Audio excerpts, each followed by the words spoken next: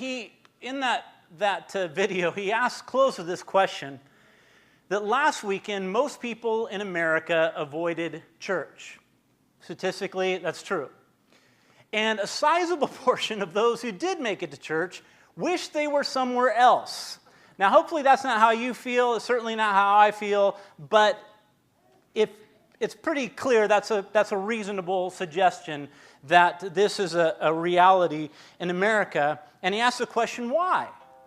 Because surely this idea of church being a place to avoid at worst and to be bored at best, surely that was not God's intention for church, right? Surely God is embarrassed by these statistics that the place that He established for joy and fulfillment and to build us up and to be a place of life, that people avoid it or people are bored with it. Surely that wasn't God's intention. I was reminded about when I was a new Christian, and I was on fire for the Lord. I was sold out. I'd left the world, and I was thinking about heaven and how exciting it's going to be, and my life was consumed with it. And I remember being utterly disturbed when I overheard somebody make the statement that heaven is going to be 24-hour church. I was like, whoa, stop the bus. I mean, I'd grown up going to church as a kid, and I remember growing up going to church as a kid going, get me out of here as soon as possible, and you're telling me that I just surrendered my life to Jesus, and I have this eternal hope of glory and being in the heavens, and you're telling me that this eternal hope is going to be 24 hours, 7 days a week, 365 days a year church. And I remember literally thinking, well, I don't know if I want to go there. Is that really what it is? And of course, as I've matured in my faith, I understand better what they meant. But surely, that was not God's intention for His precious gift of the body and the family and the assembly. So what is God's intention for church? 1 Corinthians 14 is our text this morning, if you want to head over there.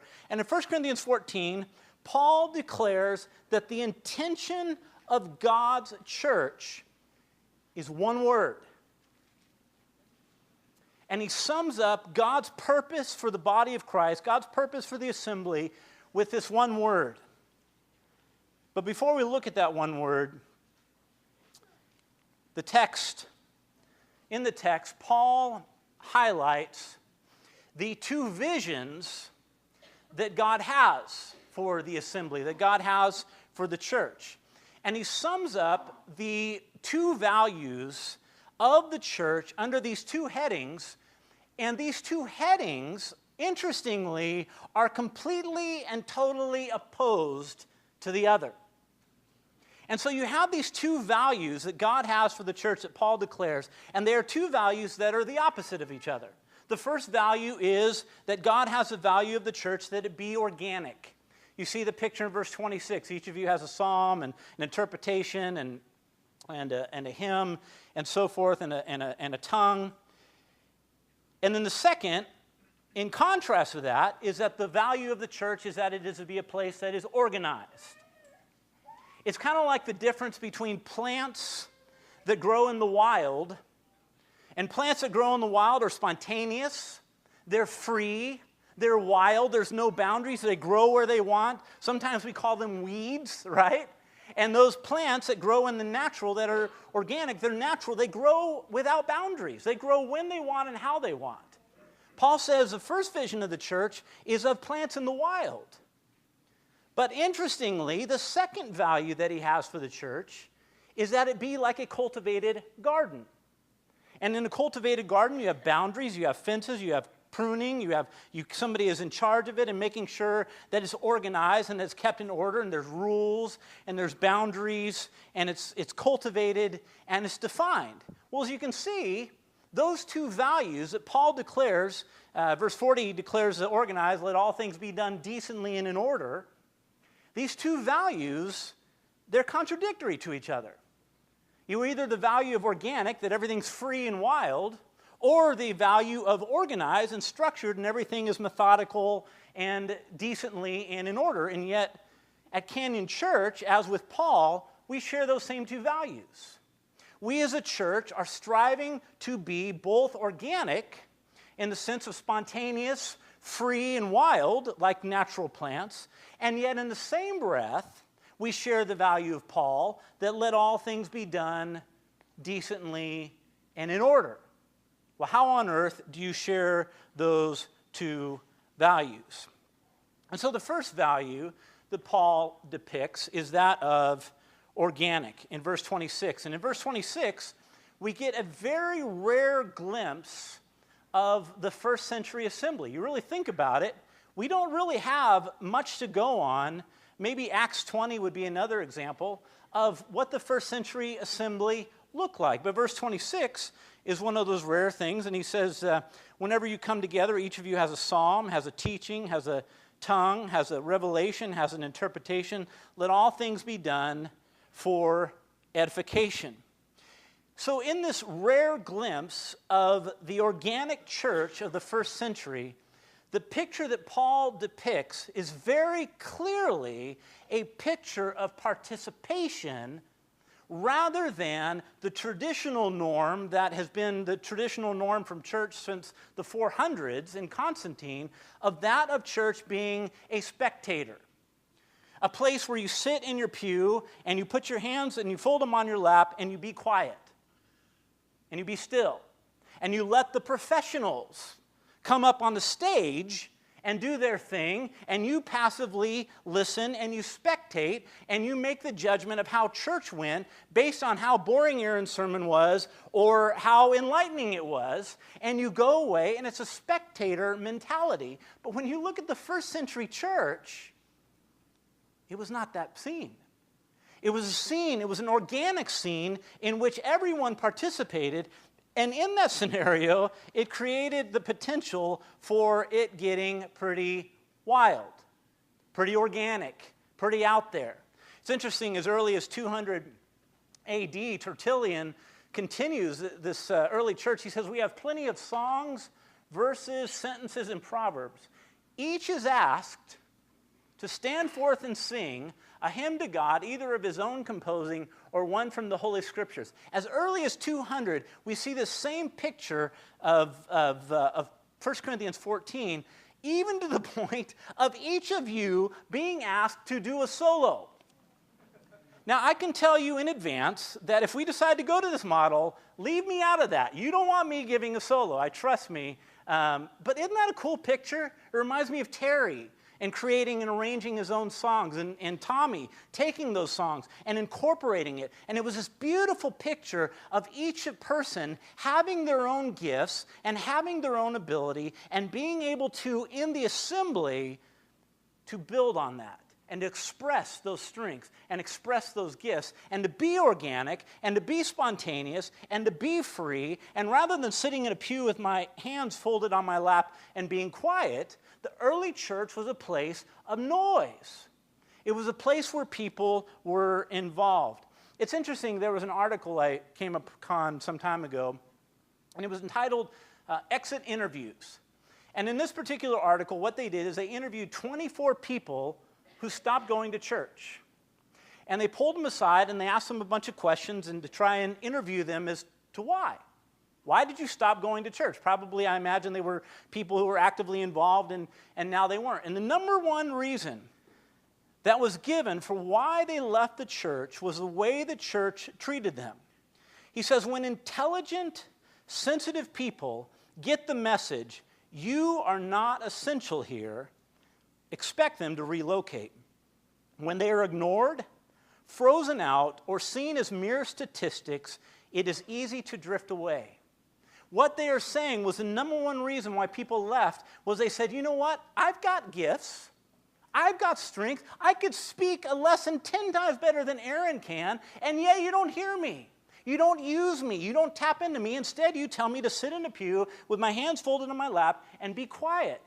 And people who are intelligent, people who are gifted, people who have ability won't take that for very long, and they'll say, if you're not going to allow me to be used, if I can't participate, what's the point? And they leave. And the early church fed that human design of the beauty of participation in contrast with the norm of merely spectator. So now if you can build that scenario in your mind and imagine 1 Corinthians 14, verse 26, and imagine this value of being organic and participatory and everybody having a word and everybody doing their thing and everybody participating. If you can imagine that value of organic, then you can imagine chaos, right? Which is exactly what happened in 1 Corinthians 14, which is why the second value that Paul delineates is that of organize. In verse 40, let all things be done decently and in order. Look at verse 27 for an example of how Paul cultivates this garden. Verse 27, if anyone speaks in a tongue, let there be two or at the most three, each in turn, and let one interpret. But if there is no interpreter, let him keep silent in church and let him speak to himself and to God. Let two or three prophets speak and let the others judge.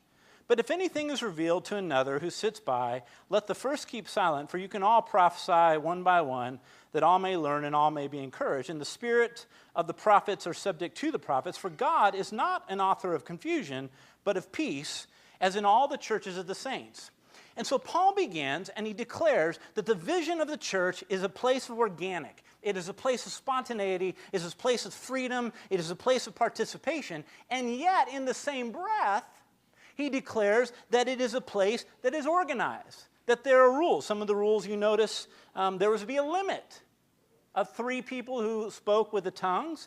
There was to be a limit of 3 people who prophesy. He says they were to do so each in turn.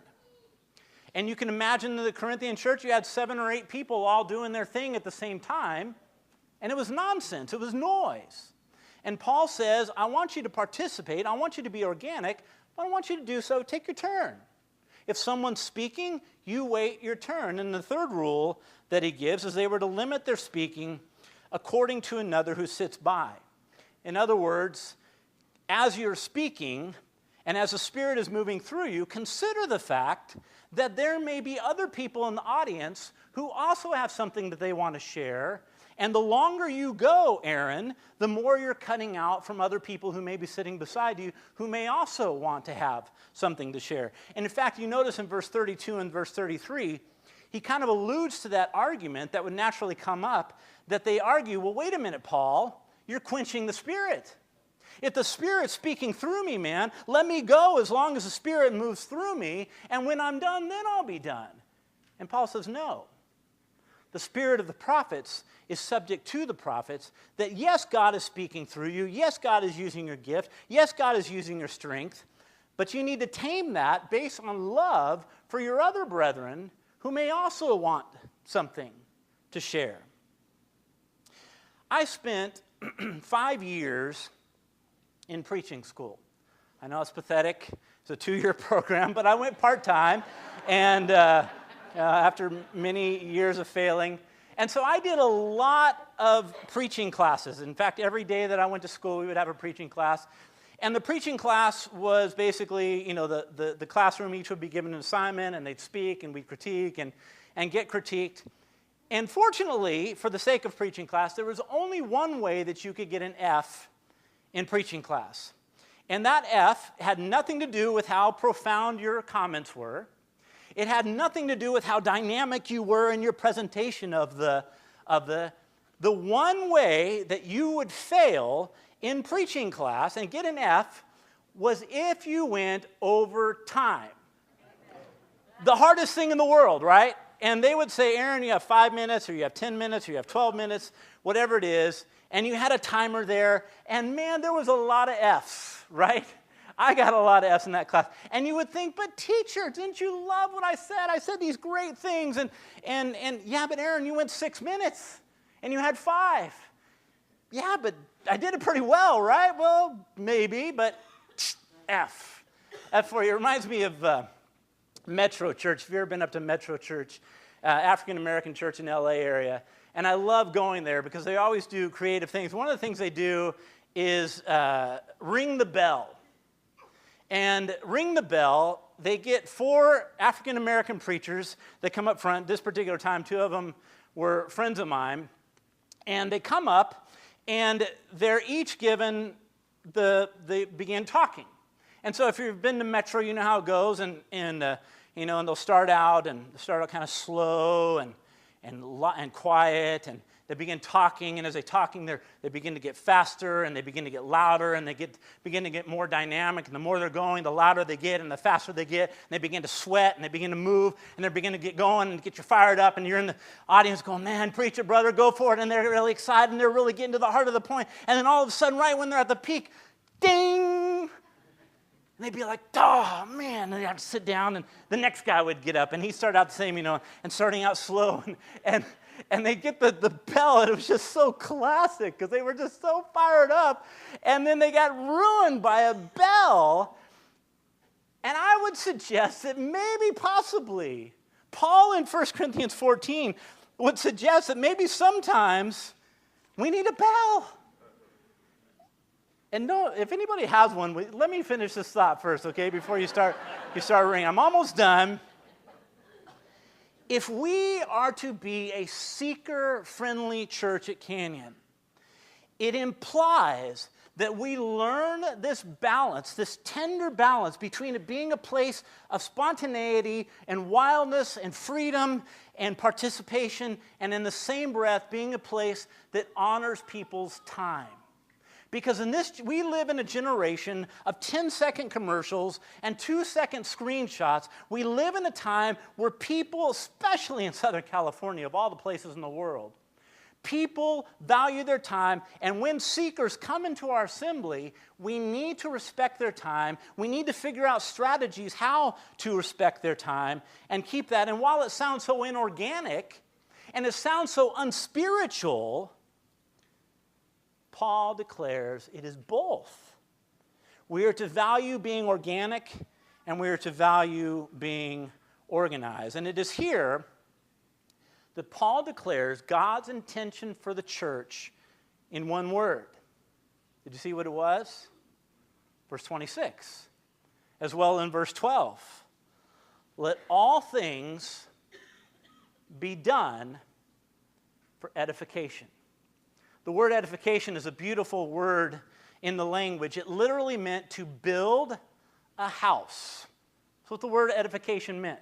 It was a construction term. You would say, hey, it's Rick would say, it's time to edification, right? Go build a house.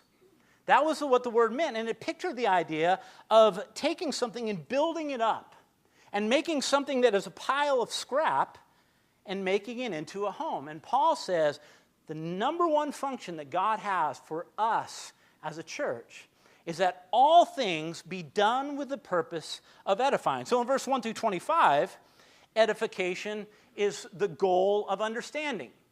That in all that we do, whether tongues or prophecy or interpretation or all the things that he mentions, we do so in a way that's relevant, in a way that people understand, in a way that people can say and grasp it and leave the assembly saying, aha, I got it. Canyon's amazing at that. And that is a way that we're edified. When we understand what we're hearing, we leave edified. The number two thing he says, verse 26, is that edification is an atmosphere of participation. That you participate. One of the things I love so much about our a cappella singing is that it strongly feeds on that value of participation. That all of us, even if you're as bad a singer as I am, or as good as someone else, we participate and we allow the words to touch our heart and to flow through us, and we're edified because we participate in it. The third thing is that the rest of the text, it is to be done in a spirit of love. He spends all of chapter 13 dealing with this concept of love, and he begins 14 by saying, pursue love. And Paul declares the purpose of the assembly is edification, building one another up, so that when we come, we're excited about coming, and when we leave, we're not bored, we're excited that I have been built up and I've been able to use my strengths, use my gifts, and I'll add something that's very important, that a lot of that participation happens during the break, right? A lot of the one another's happen during the break, and you sticking around and us sticking around and taking advantage of that break time to be able to tap into what's going on in each other's lives and how can we serve one another, how can we honor one another, how can we encourage one another and edify one another and exhort one another and honor one another. And all of that participation is how we are built up.